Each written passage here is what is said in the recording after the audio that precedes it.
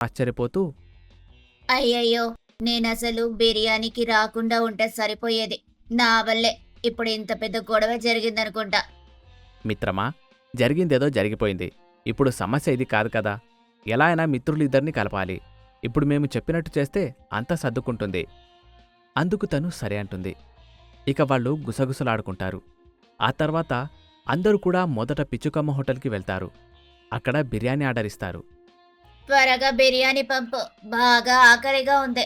త్వరగా పంపమ్మా. అందుకు పిచ్చుకమ్మ సరే అని అక్కడున్న కాకి, సారా, మోటోకి బిర్యానీ తీసుకొచ్చి ఇస్తుంది.